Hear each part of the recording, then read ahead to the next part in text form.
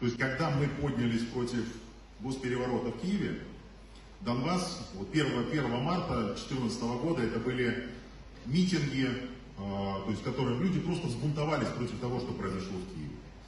И заметьте, на территории Донбасса не оставалось воинских частей.